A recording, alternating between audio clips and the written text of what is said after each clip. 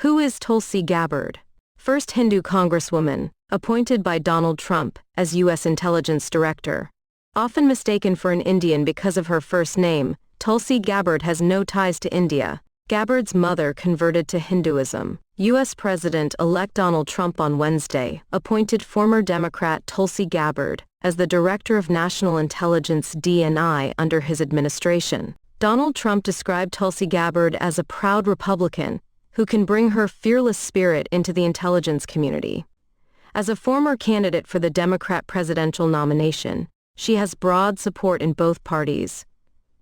She is now a proud Republican, Donald Trump said in a statement. I know Tulsi will bring the fearless spirit that has defined her illustrious career to our intelligence community, championing our constitutional rights and securing peace through strength. Tulsi will make us all proud, the president-elect said on Wednesday. Who is Tulsi Gabbard? While she does not have specific experience in the intelligence industry, Tulsi Gabbard is a veteran who served in the U.S. military for more than 2 decades. She represented the Democratic Party and served as a congresswoman for Hawaii's 2nd District from 2013 to 2021. Tulsi Gabbard has served in the Army National Guard for more than 2 decades and deployed to Iraq and Kuwait. She also served for 2 years on the House Homeland Security Committee. Often mistaken for an Indian because of her first name, Tulsi Gabbard has no ties to India. Gabbard's mother converted to Hinduism and gave all her children Hindu names. Tulsi Gabbard also identifies as a Hindu and was the first Hindu U.S. Congresswoman. While she is of American Samoan descent, Tulsi was sworn into office with her hand on the Bhagavad Gita. In 2020, Gabbard made a bid for Democratic president nomination against Kamala Harris, blaming her own party for not opposing wars. She later dropped out of the race and ultimately left the party in 2022, saying that it was dominated by an elitist cabal of warmongers and woke ideologues. After joining the Republican Party in 2022, Gabbard endorsed Donald Trump for the presidency and helped him prepare for the debate against Kamala Harris. Gabbard is married to cinematographer Abraham Williams. Her father, Mike Gabbard, is a state senator who was first elected as a Republican but who switched parties to become a Democrat. Trump says he will nominate Fox News host Pete Hegseth for defense secretary. U.S. President-elect Donald Trump said on Tuesday he has picked Fox News Channel host Pete Hegseth to be Secretary of Defense, tapping an outsider who has railed against diversity in the military. Pete is tough, smart, and a true believer in America first, Trump said in a statement. With Pete at the helm, America's enemies are on notice. Our military will be great again, and America will never back down. Hegseth is an Army National Guard veteran and according to his website served in Afghanistan, Iraq, and Guantanamo Bay, Cuba. Hegseth has said he left the Army in 2021 after being deemed an extremist by an army that didn't want him anymore. The feeling was mutual. I didn't want this army anymore either, Hegseth said in his book, The War on Warriors, Behind the Betrayal of the Men Who Keep Us Free. There is already anxiety in the Pentagon that Trump aims to root out military officers and career civil servants he perceives to be disloyal. Culture war issues could be one trigger for firings. Trump was asked by Fox News in June whether he would fire generals described as woke, a term for those focused on racial and social justice, but which is used by conservatives to disparage progressive policies. At a basic level, do we really want only the woke, diverse recruits that the Biden administration is curating to be the ones with the guns and the guidons? Hegseth wrote in The War on Warriors, which was published in June. We want those diverse recruits pumped full of vaccines and even more poisonous ideologies to be sharing a basic training bunk with sane Americans, he said.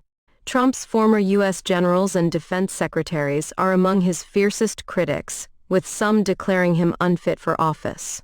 Angered, Trump has suggested that his former chairman of the Joint Chiefs of Staff, Mark Milley, could be executed for treason. Trump names Musk Ramaswamy to lead newly formed Department of Government Efficiency. U.S. President-elect Donald Trump said on Tuesday Elon Musk and former Republican presidential candidate Vivek Ramaswamy will lead the newly created Department of Government Efficiency. Musk and Ramaswamy will pave the way for my administration to dismantle government bureaucracy/excess regulations cut wasteful expenditures and restructure federal agencies, Trump said in a statement. Trump said their work would conclude by July 4, 2026, adding that a smaller and more efficient government would be a gift to the country on the 250th anniversary of the signing of the Declaration of Independence. The appointments reward two Trump supporters from the private sector.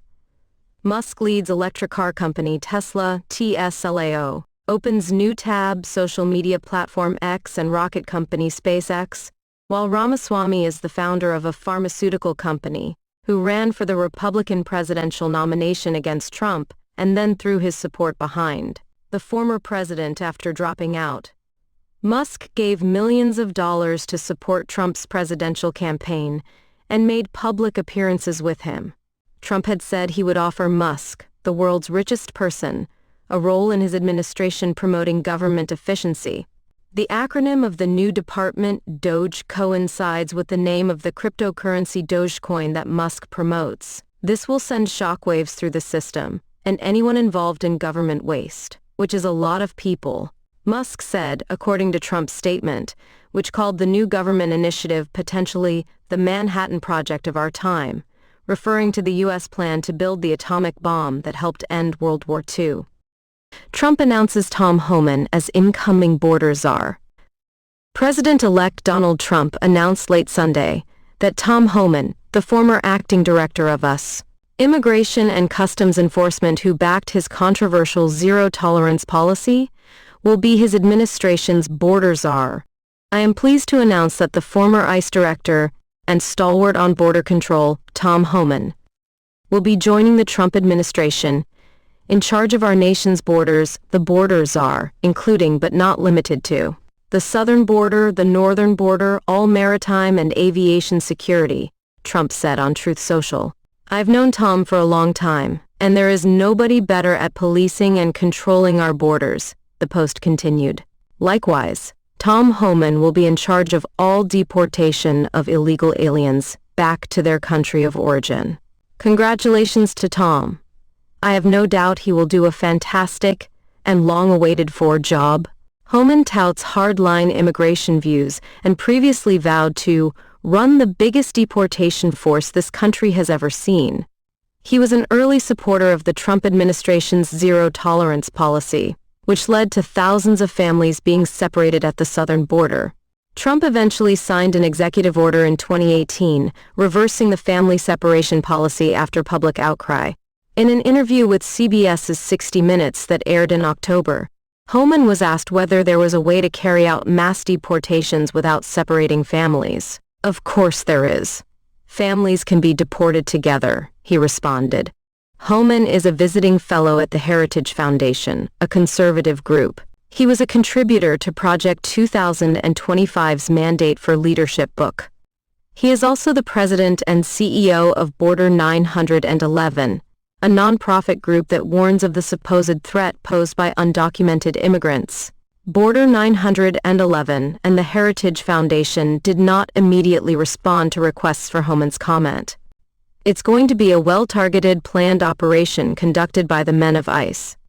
The men and women of ICE do this daily. They're good at it, Homan said Sunday in a Fox News interview, adding that deportations would be a humane operation. Trump frequently espoused hardline, anti-migrant views on the campaign trail, at times decrying migrants as poisoning the blood of our country, animals and gang members, and comparing them to the fictional cannibal Hannibal Lecter. They're rough people, in many cases from jails, prisons, from mental institutions, insane asylums, he said at a rally in March, speaking about migrants who enter the country unlawfully. You know, insane asylums. That's Silence of the Lambs stuff. Homan is the latest person Trump has announced will join his administration. Trump had previously announced that Susie Wiles, his co-campaign manager, will be the White House chief of staff.